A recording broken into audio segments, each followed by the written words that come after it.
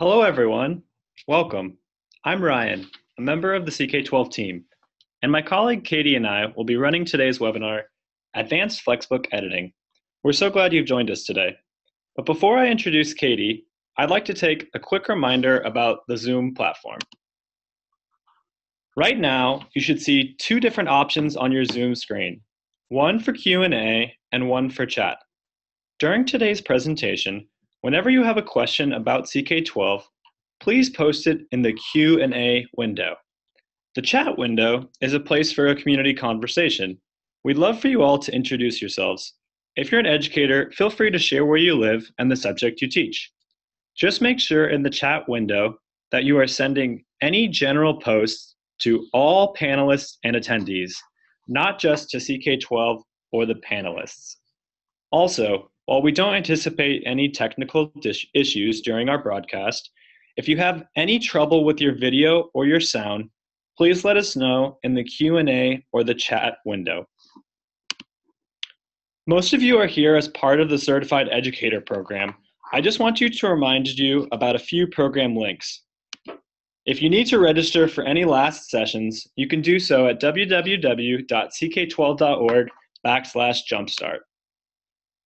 Or if you need to go and see any office hours, any previous assignments that you may have missed, any archived webinars, you want to go ahead and visit the program homepage at www.ck12.org/certified2017. Okay, if you have additional questions about the Certified Educator program, type them into the Q&A window, and our team, including Star, will help answer these questions. Right now, I'm going to turn this over to my colleague Katie to get you started with today's content. Thanks, Ryan, and thank you to everyone who joined us for today's session on advanced FlexBook editing. In our FlexBooks 101 session, we covered the basics, including finding content on CK-12, simple edits, and sharing your content with students and others. If you missed that session, I highly encourage you to watch the recording or join us down the road for a future offering.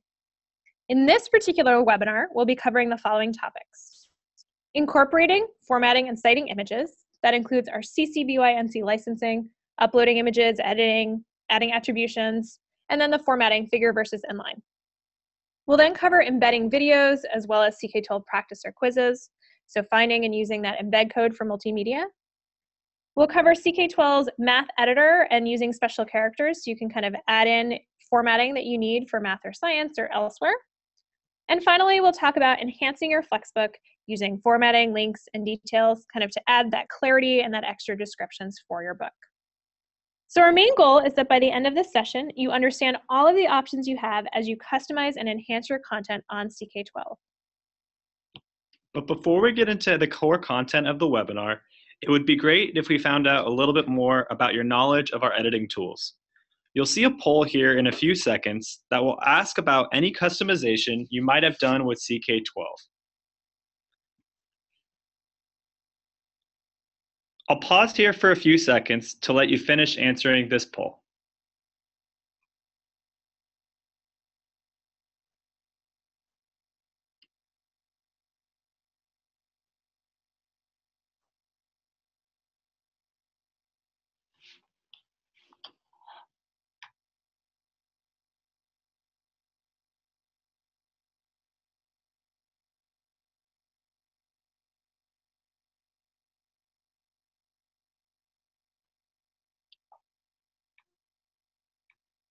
Awesome, let's go ahead and share those results with you. It looks like this. So about 45% of us are completely new to using CK-12's FlexBooks. About 26% have used a CK-12 FlexBook as is, and about 55% of you have made basic edits. So hopefully you got some confidence from either experimenting on your own or FlexBooks 101, and now you're here to really learn how to make those advanced edits that you might want to do in this session. So I think with that, let's maybe refresh a few points about the basic customizing of FlexBooks, and you'll see some of this again in this webinar as we work our way through. We're happy to go through it if you have any questions, but we'll focus on the advanced components for this webinar. So just a refresher, the first thing you'd want to do basic editing is to click Customize.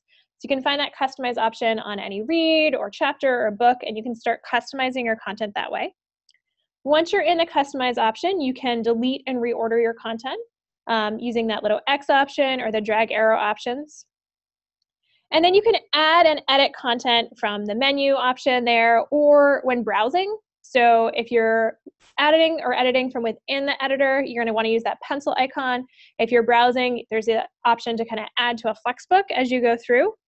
And then kind of talking about that sharing piece, and all of these are the basics, and this is something I kind of want to just remind you guys of. If you're brand new to FlexBooks, then all of the extra details we're talking about today, you may just want to kind of file away for later on. These are the big things that you want to talk about when you're editing your FlexBook, kind of those big buckets, reordering, adding content, sharing the content via these different places.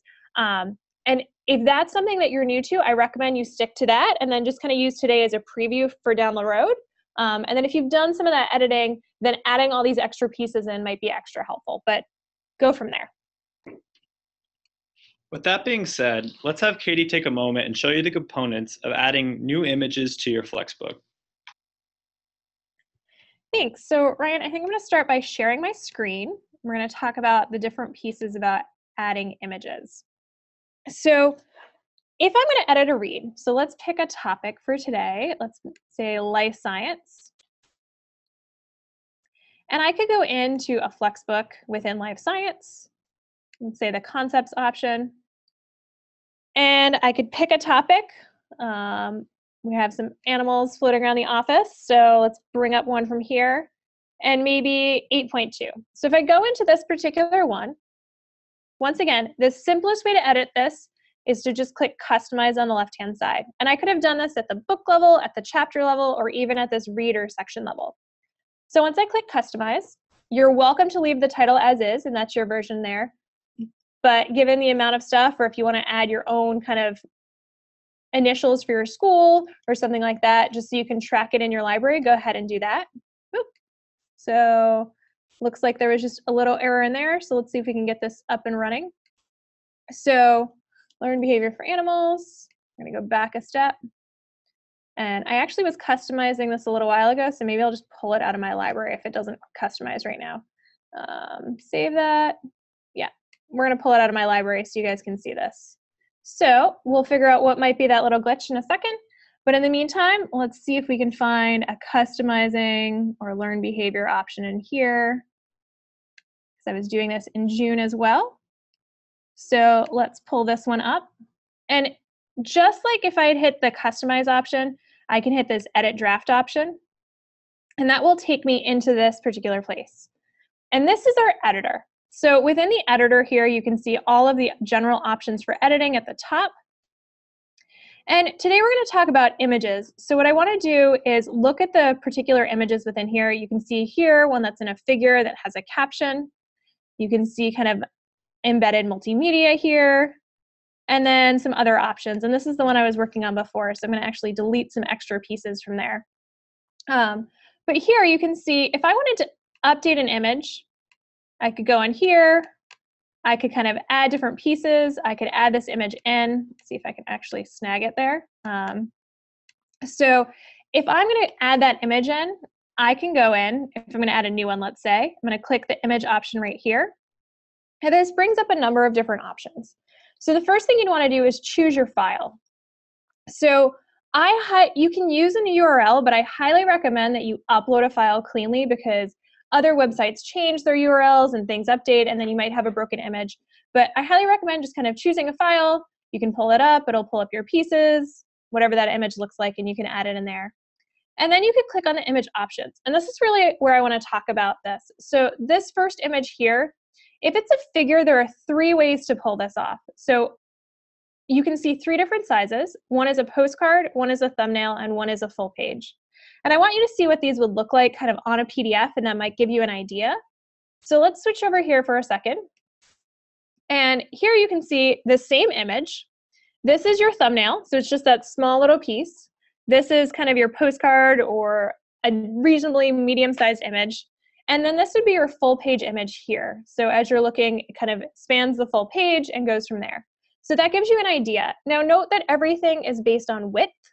So for example, this particular read has an image further on right here, where if I made this whole thing a full page, the top of it would get cropped off because it's so tall and narrow that if I expand it, it's expanding proportionally based on width. So just know that as you work your way through. So those are some options kind of as you go through in terms of figure versus inline, or sorry, in terms of the sizes for figure. I could also choose to do what I had just done here, which is click on this option and make it an inline image. And then instead of having a size for postcard, I can actually set the width to be 300 pixels wide or something like that. Whatever that looks like.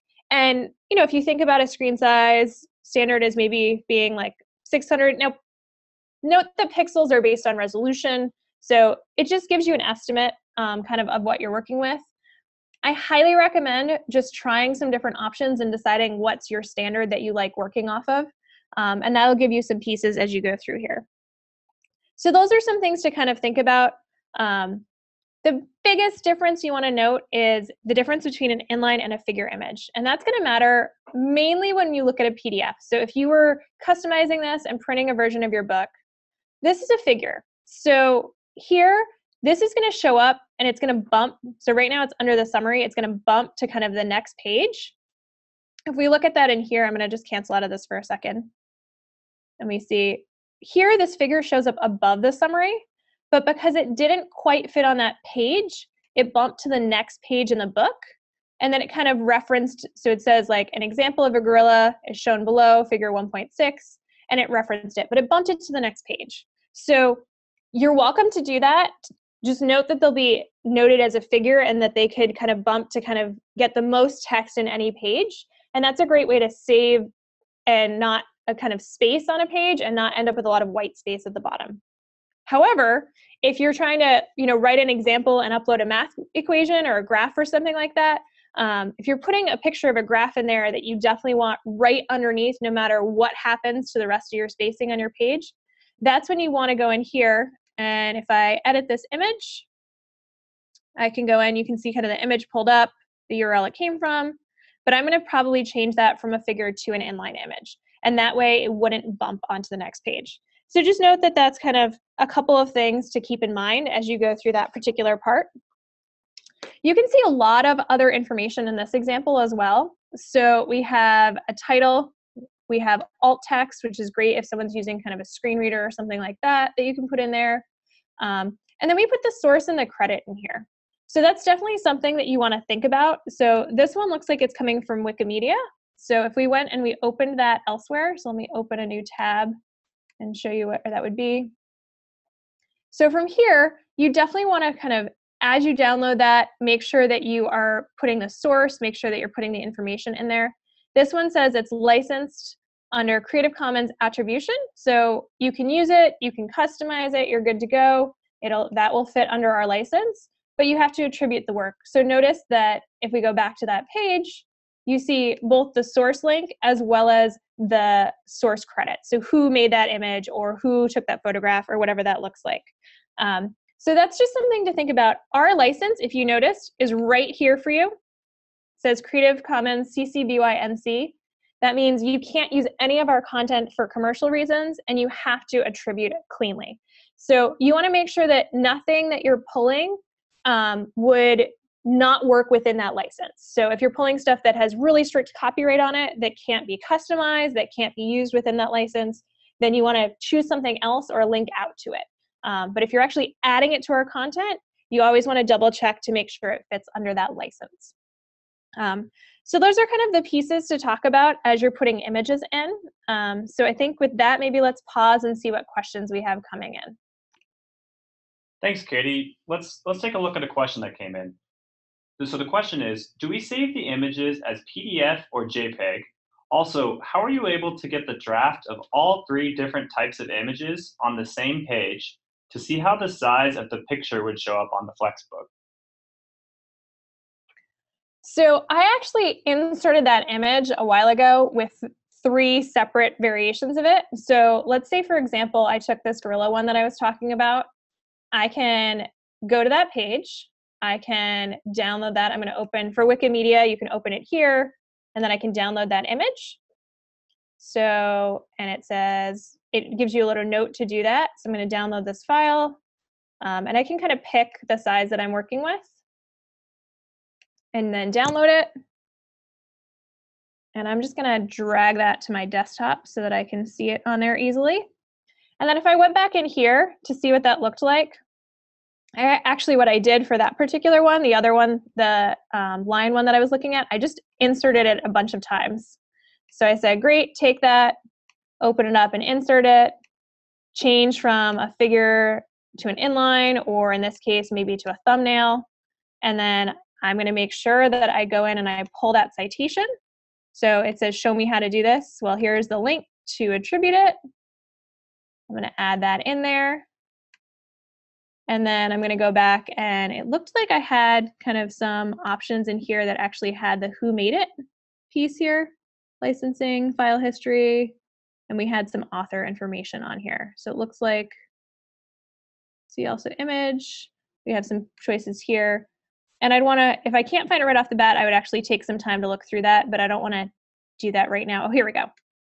Here's our people that we put in here from where it came from. I'm going to add that piece in there so that it gives the correct credit, and then I'm going to insert that again. And I could have added all this other captioning and licensing if I wanted to, but it's going to add those pieces in there. It's going to include it this time as a thumbnail, and so you can kind of see this particular piece. It looks like a slightly different version with the rounded edges. This one was, oh, this one was also a thumbnail, so let's make this one a postcard. And now you can see kind of the different sizes. So I've actually put them in a couple times before to double check them and see the differences between them. I generally go with JPEGs or PNG files. PDFs would be kind of a resource I would attach in the resources tab up here. So if I scroll all the way up to the top of this thing and I go up to here, in the resources you can upload files, but as an image, your best bets are a JPEG or a PNG file as you work your way through there. Great, thanks for that information, Katie. Let's take a look at another question. Someone asks, is it better to edit FlexBooks on a computer as opposed to a Chromebook? Chromebooks and computers will both be fine. I actually had a Chromebook for the entire first year that I worked in this office, and I was able to do all of my editing on that without issue. And any kind of bugs that I ran into, we fixed at that point in time, so you should be all set in either way. I would recommend using a Chromebook or a computer. I would not recommend a tablet or a phone. Those flows get a little funky in the editing. You can access and view all of the content on a phone or a tablet or iPad, but in terms of editing, I would definitely recommend the computer or a Chromebook, but that works from there. And then it looks like we have one other question about, does the metadata automatically import? As you hopefully just saw, I had to add that myself in terms of from a URL. So I put that information in. If I wanted to add any of those other tags in there as I updated stuff, you would definitely want to include that yourself as you went through. Thanks, everyone. Please keep the questions coming. For now, we're going to switch gears and we're going to go to our next topic, which is going to be a demo of embedding with CK-12. Thanks, Ryan. And let's just pull up another thing from my book or my library that I was potentially working on recently. And let's talk about another example. So, importance of mammals. Here's another example that I was working off of.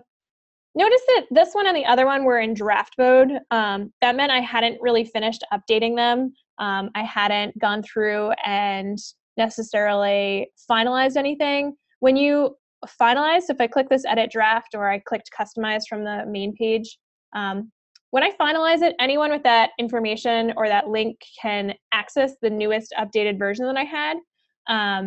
I can still go back in and edit again. So it's just basically saying I'm going to finalize this draft and make sure that that is out on production and my students can see it, and then I can go back in and edit it later.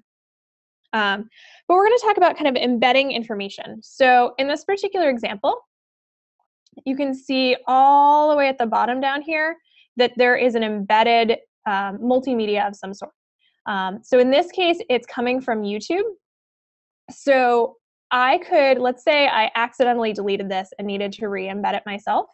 I could go to that YouTube link, And from here, you can see this under the share option. If I click on embed and I just copy that embed code, I can then go ahead up here and you'll see this little insert edit media, the little play button there. And I can paste my embed code in and I can even see what it might look like. And you'll see it's, yep, that's the right video. That's what I want to include in there. I'm good to go. And I can insert that in there. I can always click on that and edit it again and double check if it's something that I didn't put in there and I wanted to make sure it was what I was looking for. So that's kind of your straightforward piece in terms of embedding content.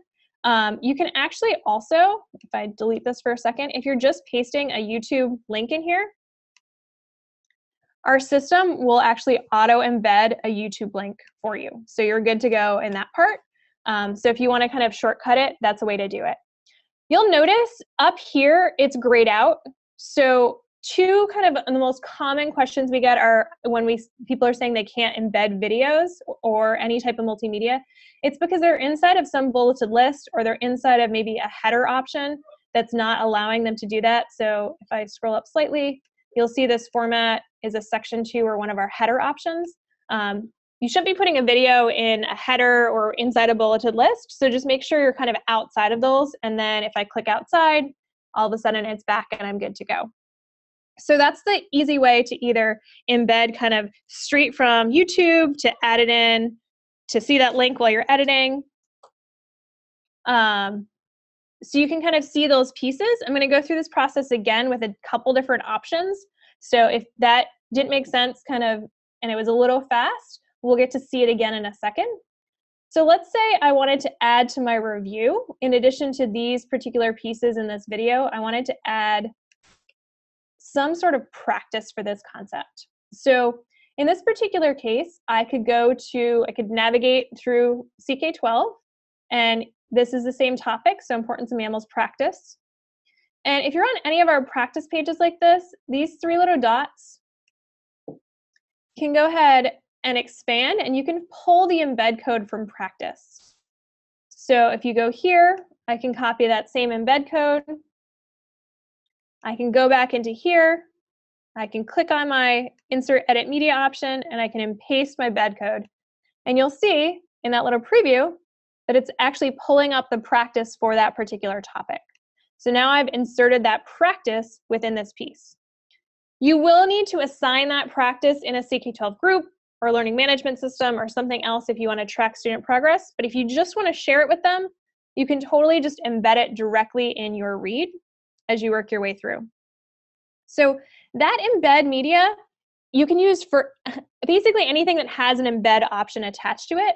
So for example, this is all about animals, and we did a slideshow on the dogs of CK-12, so kind of the different dogs that are in there, some pictures of them, and then from here, you can just click Publish to Web for even a Google slide presentation, and you'll see an embed code right here.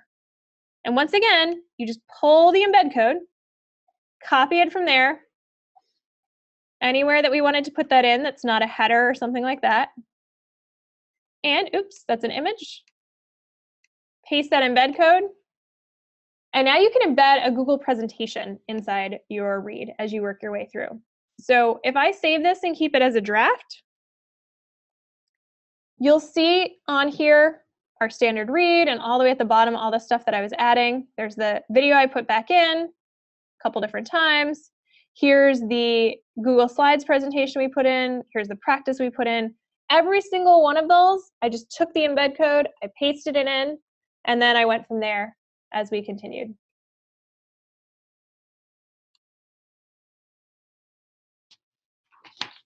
Thanks, Katie. Now's a good time to stop and take a look if we have any questions. So here's one. It says, can you embed a Prezi? So we have not tried a Prezi yet. If you can pull an embed code from a Prezi, you can put it in there and you can go from there.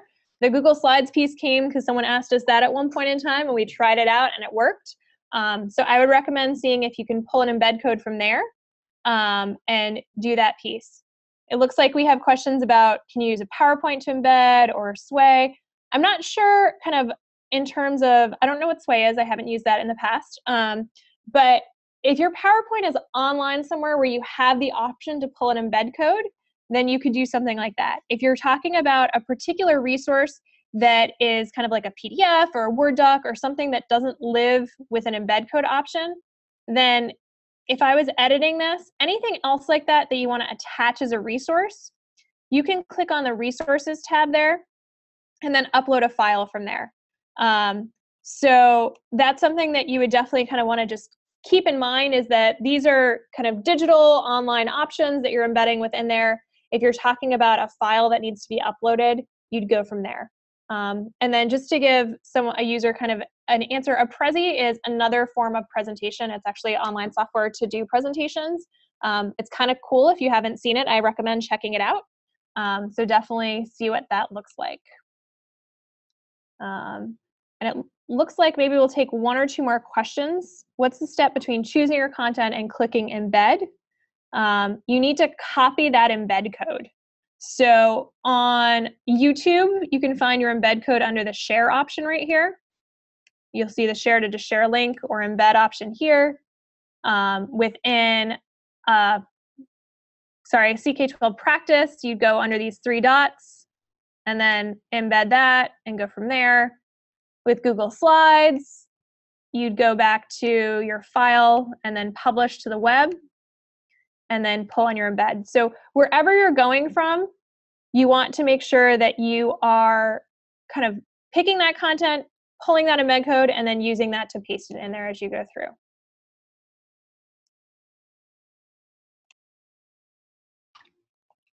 All right, thank you everyone for those questions. At this point, we're going to go ahead and move on to the next section of today's core content. I want to show you guys two short videos of teachers customizing FlexBooks to best meet the needs of their students. The first clip is of social studies teacher Jonathan Wood from Tullahoma, Tennessee. And the second is of Jessica Favela Casillas, who is a chemistry teacher in El Paso, Texas.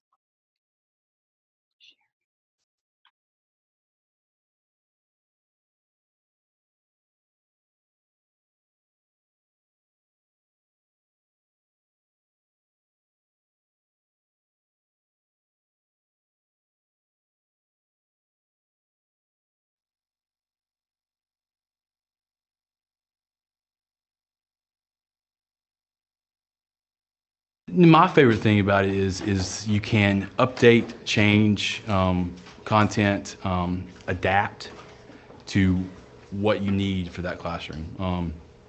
If I have some content on there that I think is not working, or the students don't like, or that I don't like, that it's just, for whatever reason, it's not working the way I thought it would, I can find other stuff and use other stuff to change those chapters and change the format of everything. I can also upload videos anytime I want to there, upload any pictures that I need on there, any other resources,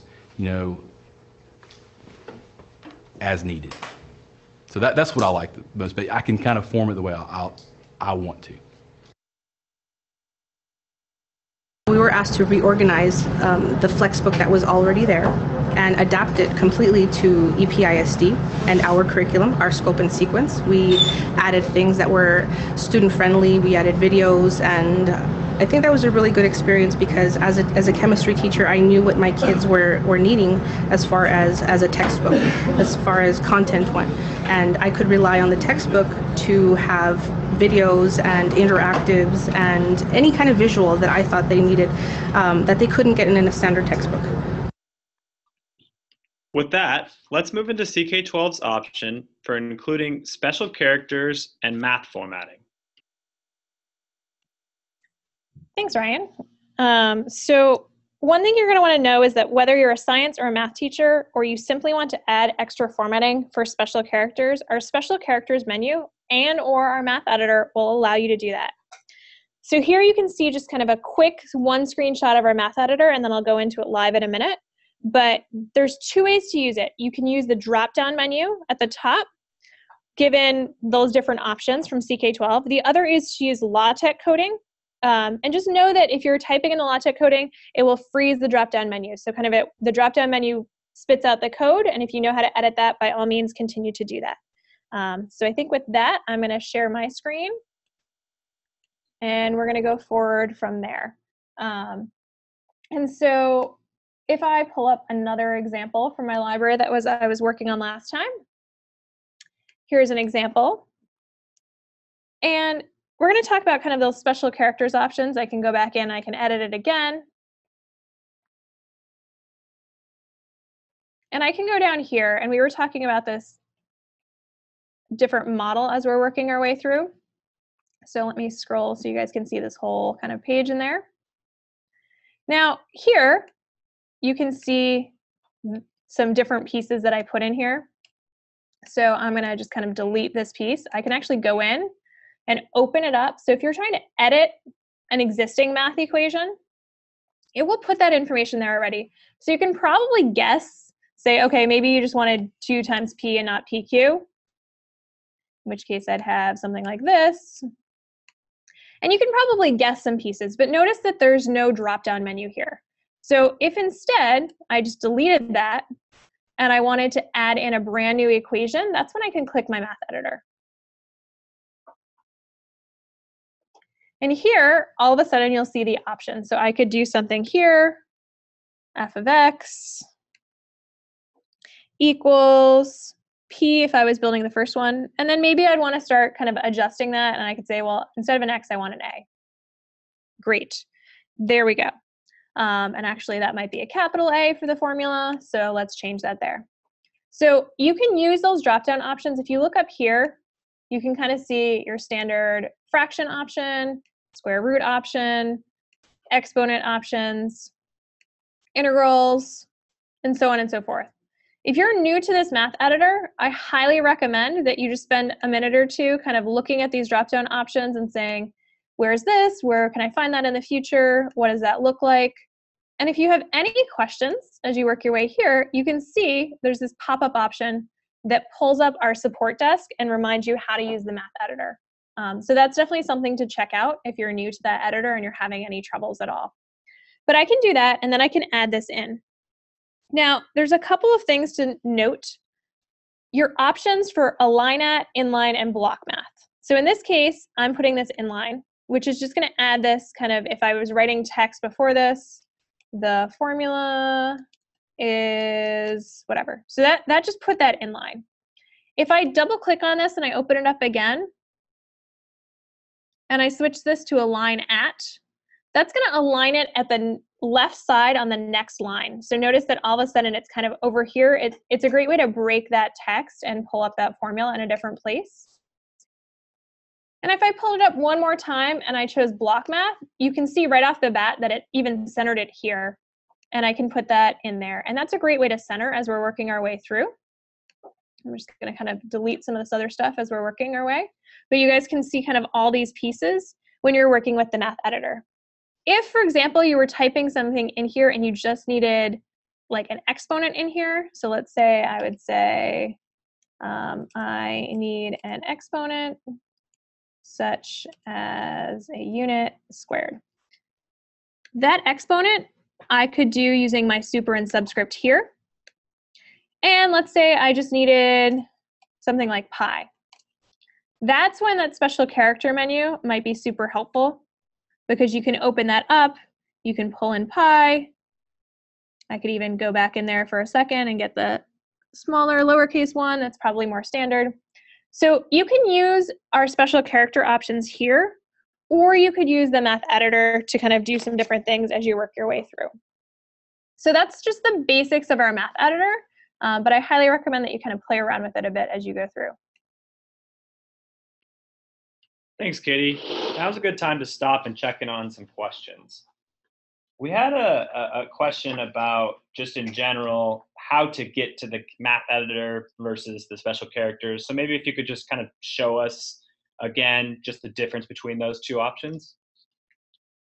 Sure. So when I'm inside any content, the top here, this is your kind of standard toolbar, just like you would see in Google Docs or in Microsoft Word or something like that.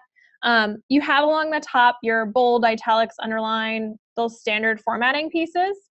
And then your two special character options. So here's your special character, that little Greek symbol there.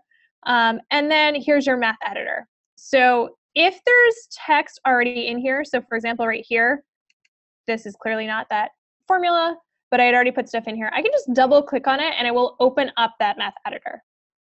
If, however, I wanted to start from scratch, then I would just, wherever my cursor is, I'd click on that math editor, and then I would start pulling in information. So I could say f of x equals, if I didn't want the equal sign there, I could even pull it in from here. And then we could say some sort of fraction or something like that, and 1/2. I could preview that. Great, that's what I wanted. And I can add that into that particular piece. So that's how you'd kind of pull up that math editor, or similarly add in that special character. They're right at the top of your toolbar like you would expect in any kind of word editing software.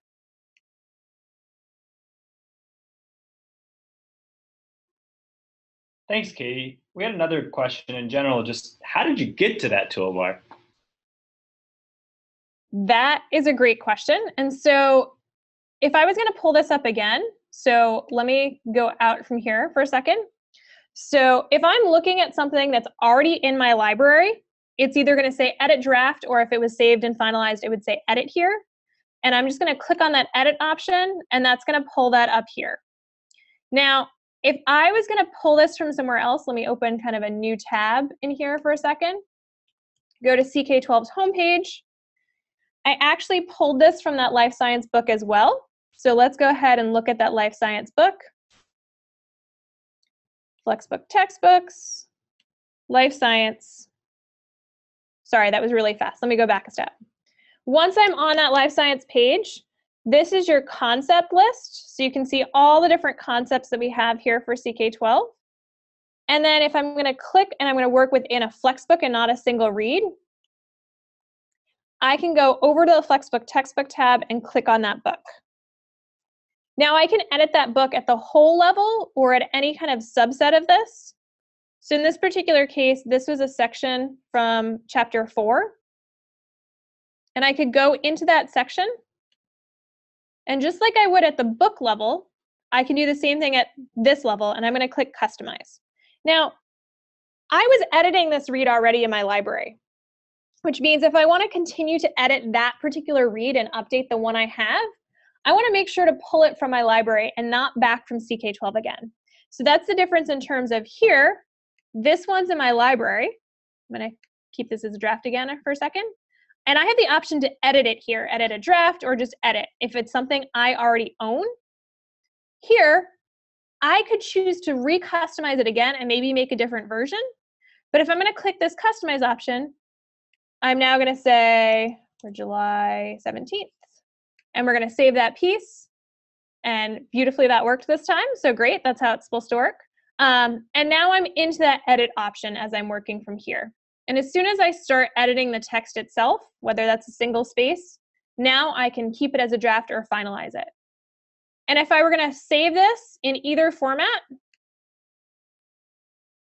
I can now find in my library. So if we go to my library for a second, you'll see that there are two versions of this read. There's the one that I was working on earlier for June 27th that I had started working on, and then the one for today that I just customized now. So that's one of those reasons where I would recommend, if you're going to use the same read for multiple things, that you maybe use a different title or state for advanced algebra or for, life science versus a bio class or something like that. And that will help you keep track of stuff in there. You can also kind of filter or put stuff in folders, and that's a great way to organize your library. So those are kind of options as you go through. But whatever you're doing, whether it's clicking the Customize option or pulling up a particular read and clicking the Edit option because you already own it, that will get you into our editor, and that will be able to see kind of these different pieces. Thanks, Katie. We'll maybe look at one more question. Are there any pre-formatted equations that we can look at? So there aren't necessarily pre-formatted equations in terms of like standard formulas that you would expect. So in this case, like this particular model that I was working off of, I would probably want to put in here as the example from here. So I could go in here and I would say, I want a function, and I want it to equal p squared. So maybe I'd kind of say equals that squared. And then I would just need to note that I'm going from here, this is f of AA is p squared. So there is kind of your standard formatting, but there's not like the quadratic formula or other formats kind of preloaded for you. But hopefully that math editor takes some pieces there. So that kind of answers that piece. There's one other question that came up earlier that just before we move on to the last section, I want to talk about. And the question was, how do additions that I'm embedding present in an offline FlexBook? So if we look back at that learned behavior example right here, you can see anything that's embedded media will have kind of maybe an image if there was an image attached to it. You can see here there's a link to the YouTube video because that was up at the top in that description. And then we convert that media into a link that a student could then use to access that elsewhere. So it just shows up kind of as a, oh, you have some embedded content in this particular piece, but it clearly isn't going to have the whole multimedia component as you work your way through. Thanks, Katie. With that said, we're going to take a transition and we're going to move into looking at some of our last options, which are going to teach us how to enhance your FlexBooks and add clarity. So I'm going to go ahead and I'm going to share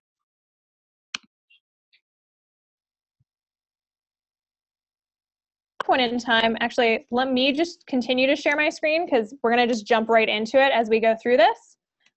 So let's go back here for a second. And as we go back to that same page, let's go into the one I was just editing here. So this particular piece. Let's talk about some of these other options on here that will help kind of add clarity to your book. So there's a few pieces that I want to talk about in general. One, you have your standard choices up here for bullets, kind of bulleted lists here. You can see I was using that there. I could switch those to numbers instead if I wanted to do so, kind of your standard things as you're working your way through. If I click on summary for a second, you'll see it doesn't let me kind of do any of this funky extra formatting because if I look at the format option, this is chosen as a section 1 header. So I can do kind of a major header, a subheader, and even a subheader beyond that. And then our standard text right here is in standard paragraph mode. And it's in that paragraph mode that you'd actually be able to do all that extra formatting. But your headers will help kind of break things up as you work your way through. And if we looked at that here, you could see that some of those headers kind of, for major headers, they translate to maybe colored text to help break up in that PDF. So just something to kind of keep in mind as you're working your way through. And then as we look at this bottom, you have hyperlink options. I could say, maybe I want to break this summary visually on here. This is a section 1 header. So if I were to save this for a second so you can see what it looks like. Anytime I have a new major section in my book, you'll see this kind of faint horizontal line right above it. So here's this part, and right above it, there's just a super faint visual cue for students that you're starting a new section as you work your way through. If you wanted to add that in somewhere else, you could actually add that line break in wherever you wanted. So I could, let me make it so you can still see that piece as well. I could say, okay, I actually want to break it right around the 5 conditions. So I could add that either a page break if I wanted to work in PDF, but page breaks online aren't really relevant. But I could add a horizontal line right here, and that would do the same thing. That would add that same line as we're working our way along. If I wanted to, we have a lot of questions about like embedding some of our Plix and Sims. So let's say I browsed on CK-12 and I pulled up a Plix that I really liked. So here's an example Plix that might tie into this because we're talking about genetics. I can just copy this URL at the top And then I could go back in here and I could say, you know, here, explore this Plix. And for those that haven't taken our Plix and Sims webinar yet, Plix stands for Play, Learn, Interact, and Explore. And that's really kind of just a chance for students to explore that piece. And I could just highlight that and hyperlink it, and that would bring them to that Plix when I saved it so they could link out. So those are some options in terms of doing that. I love what you probably saw a hint of before. If I wanted to make it really clear about a kind of formula that I was putting in there, this element box is super fantastic. So that, if you were a math teacher at any point or you took a math class at any point in time, you probably remember those light blue boxes with all your formulas in them. I'm pretty sure they're in almost every math book I ever saw. But this would be a great place to put your formula. And then you could go in here and add in that particular formula piece. So that's going to show up as kind of a different, slightly colored box within your text. And I could do the same thing again here. Equals, let's say, the square root of x this time. And that's totally the wrong formula for Hardy-Weinberg, but at least it gives you an idea of what that looks like. So that's a great option for kind of highlighting key formulas or key information as you're working your way through. If you're looking to put a bunch of definitions in, so let's say up here in the summary, I wanted kind of I wanted to add maybe a section called vocabulary. So vocabulary, I could highlight this piece, make it a major section. It's going to format all for me already. And then I could start putting in terms and lists. So right here, you'll see this insert definition list. And I could do Hardy-Weinberg theory, and then I could write a definition of that, or maybe something about an allele or a genotype or something like that. And I can continue to work my way down and go over, and if I continue to do allele, and I can just kind of navigate backwards and forwards. This is your increase or decrease indent as you're going through, and then I could put the definition there as well. So you can navigate backwards and forwards, or I could just do enter and kind of start another term definition piece as I'm working through. So that's a great way to get definitions and different pieces. And then another piece that you might see here, this is just your undo redo options. If this screen is too small and you want a full screen option, you can go here and you can see all of this formatting that way, or go back. So that's one great option to kind of just based on what you're working off of. And then the last piece here would be kind of a table. So I could add a table of values that has, maybe it's a 3x3. It could have some sort of like parent genes, offspring, if I can type there, etc. And you can format that by right-clicking on it and then looking at table properties. Here you can insert rows or columns, delete columns. I can go into the table properties itself, and I could put a table caption, and that's actually like your header. And I might even put a border around it as I'm working from here. So here you might see a table header. So that was kind of my caption option as I worked my way through. So definitely options for doing extra formatting. Once again, I'm just going to stop here for a second. Your basic customizing options, rename it, update, delete some stuff you don't want, maybe type in some extra stuff. This is the advanced editing section. So if you're overwhelmed by all of your choices, think about kind of the first day you touched Microsoft Word and you didn't use 90% of the stuff in your toolbar. Same deal here. Just start with the beginnings, and then over time, as you want to add extra formatting in, go ahead and do that, but kind of keep that up. So that's kind of your main editor piece. And then I want to talk about these other two tabs as you're working your way through. So one is your resources tab, which we've talked about already. That's a great place to maybe upload something that you created for your class that's, you know, an extra guide or a lab that you've written yourself. Just make sure that anything you're uploading to there works, and you want to share that and share it under our license and let other people kind of customize that or change that. And then the details tab. So this has a description. It might have learning objectives in there. And this is one thing you definitely want to think about is kind of adding your attributions in here. If you customize existing content, we will carry all of the attributions that already exist.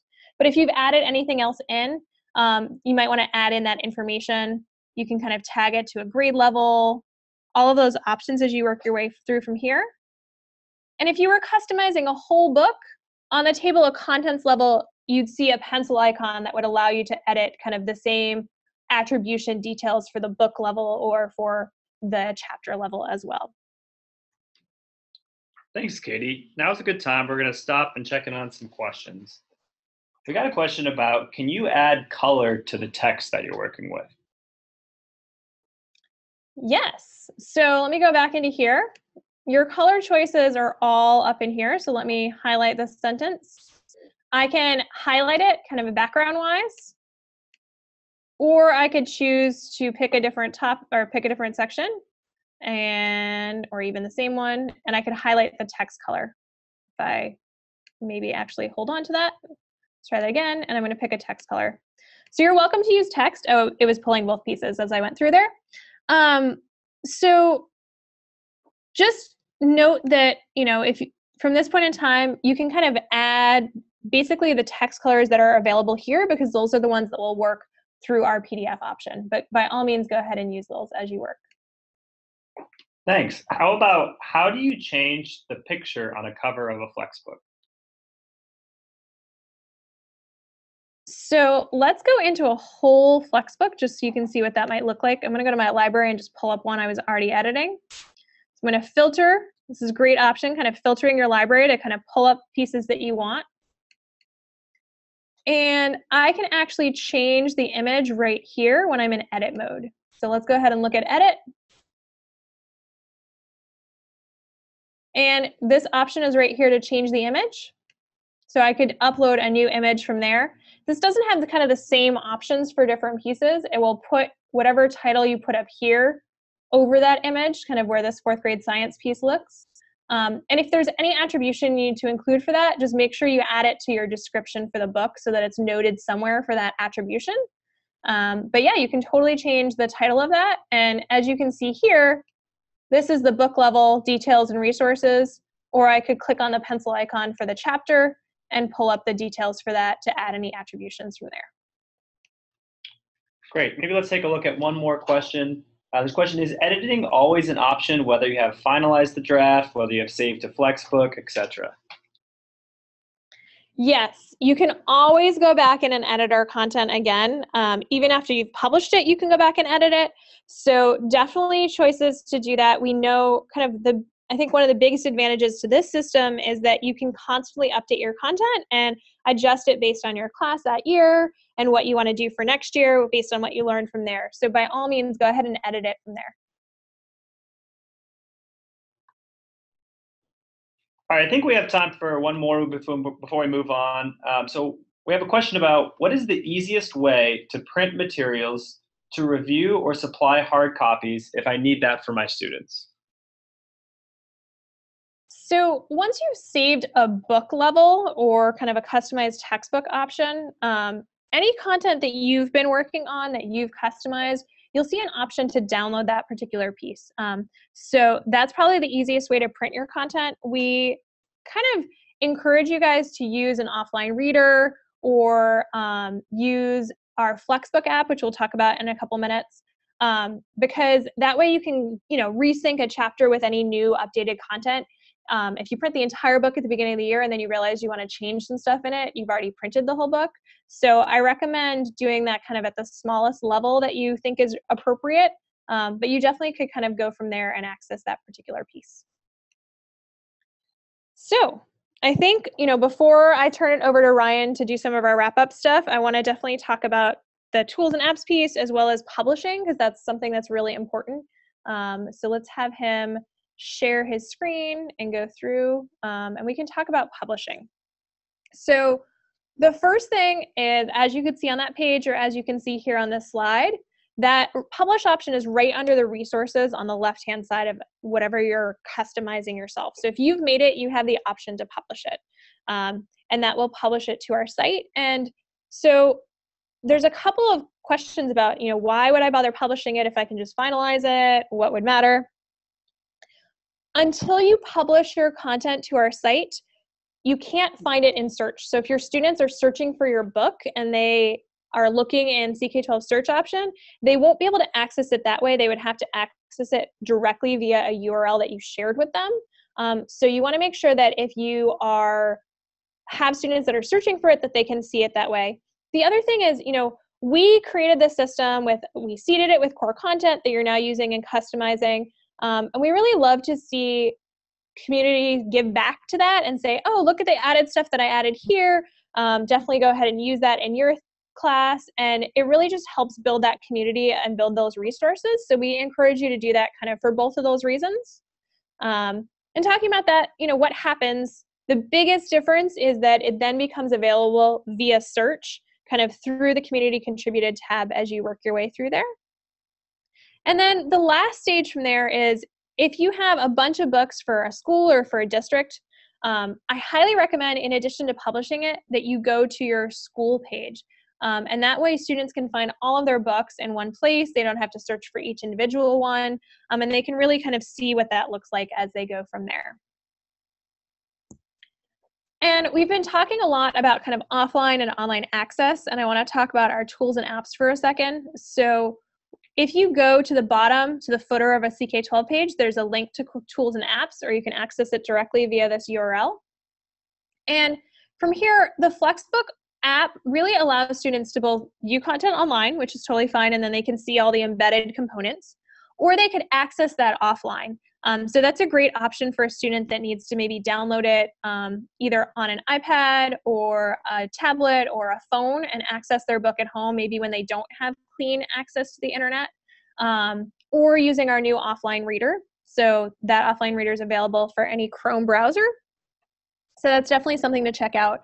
And that's kind of our core piece that we're talking about today in terms of FlexBooks, but we do also have an offline physics sim app, as well as an online practice app, but that allows students to do practice on their phone or their tablet. So kind of all options as you're working forward. Thanks, Katie, and thanks to all of our participants for joining us today. So in wrapping up, just a couple of things to take a look at. As always, if you're interested in completing the assignment in order to work towards your Certified Educator's certification, you're going to go ahead and go to the tiny URL, which is going to be CEP 17 edits. This will also be posted in the chat window for you to take a look at there. In terms of if you ever need to find an assignment like the one we just mentioned, or maybe you want to find additional information like archived webinars, you can always go to our Certified Educator page, which is ck12.org/certified2017.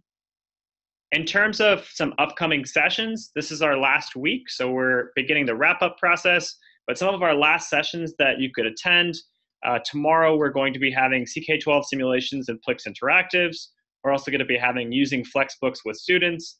And then there will be the Maximizing Learning with CK-12, which is the culminating session that will be offered twice more this week, and the dates and times are posted here as follows. And if you need to go and still maybe register for any of those, you can still do that at ck12.org/jumpstart. Also, before we end the webinar, we encourage you to give us feedback throughout this program. The link provided is a way that you can give us feedback on this session or any other session that you might have attended throughout the course of the Certified Educator program. And again, thank you so much for joining us today. I want to ensure that you will be all supported by our team here at CK-12. We're happy to help you in any way we can. You can always send us an email at any time to support@ck12.org. And don't forget to let your social networks know about CK-12 and your participation in our webinars. We're on all socials as CK-12 Foundation, or you can use #CK12.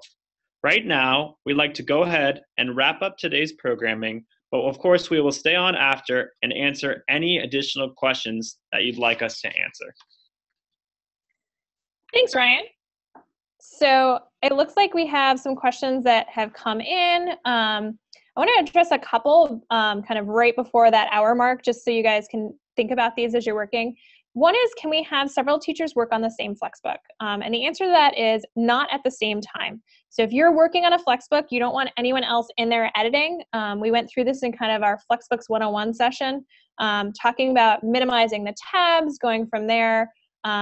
If you have that book open and are editing, you want to make sure that no one else has it open, and you don't even have it open in other places, because you don't want to end up saving an old revision over your newest work. So make sure that you kind of have that one at a time option, and that if you are all going to edit the book, that you kind of save it in one library, so you're not editing and customizing and editing and customizing.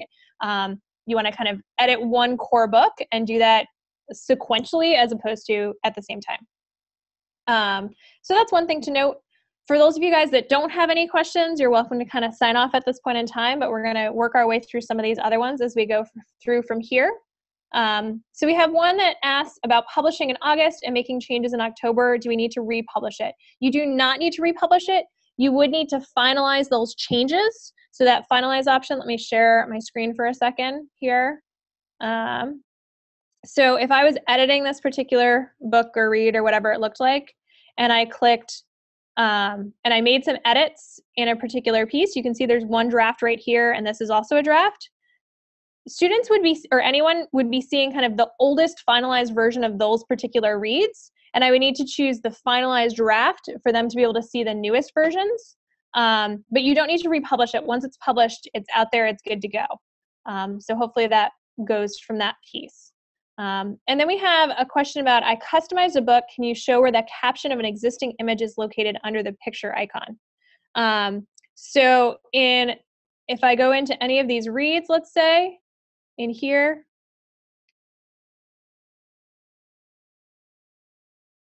and I edit this particular one, let's see if there's, oh good, there's an image in here. So this caption, if I right click on it, and then I want to edit that image, you can see it pop up here. If I added a new image, either way, I'm going to just click on this image option piece. And here you'll see the option to add a caption. So that particular caption I can type in right there. So all of those extra details, that source, that citation credit, is all under the image options. This general one is just getting that image up there. And then your image options gives you all that citation pieces and that general formatting. So hopefully that answered your question. If not, please let us know. And so we have a couple of different pieces about kind of guidelines and copyrights and adding attributions. Your source and your credit. So if you're doing images, you'd be doing that here. If you were doing it for a book level, you would be doing that under the details tab. And if you have any questions about our licensing, at the very bottom here, you'll see our terms of use. So that's something to check out, as well as if I was actually on that edit option and pulled this image up for a second. So let me pull this up. And in image options, it reminds you what our license is, and you can click on this link here, and that will take you to Creative Commons. And so our Creative Commons attribution non-commercial license says you are free to share, adapt, as long as you attribute it and you don't use it for commercial purposes. So anything that doesn't allow sharing or adapting is out.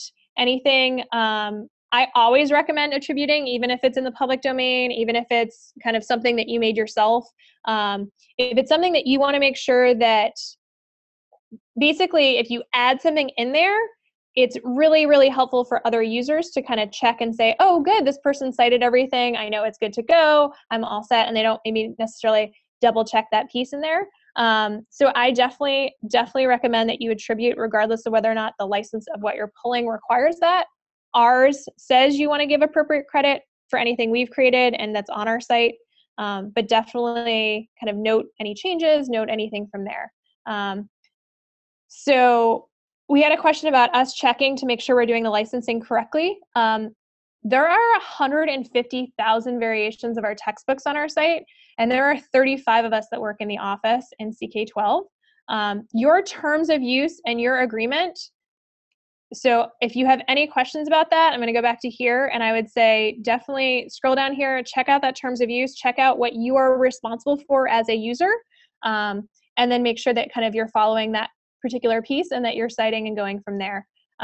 We've had schools that have included material, and there's kind of two things that they've done. One, anything that they really, really wanted to include that didn't quite fit their licensing, they contacted whoever made that particular resource and got written permission to use it within our license. So if there's a whole source that you want to use, I recommend kind of following that district's lead. And if you ever have any doubt, then I recommend just using our hyperlink option, because you can always hyperlink out to that resource. And you want to kind of work your way through that particular piece. But that way, that would alleviate any issue that you had in terms of saying, oh, I included it, but I wasn't supposed to include it. Well, a lot of schools that have maybe licensed resources for their students, they might have added a link in there, and then the student can go to that page and can sign in, and they can access those licensed resources. But that's always something that you're working about as you're kind of accessing those different parts.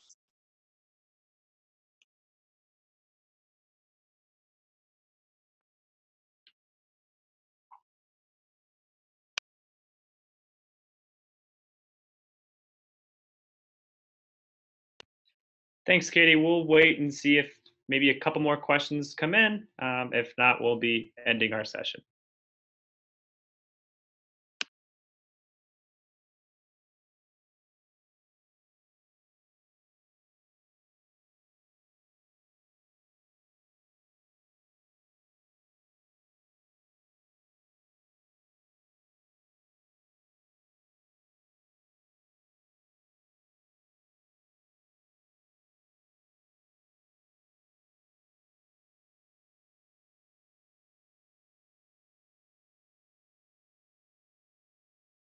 Start with the beat.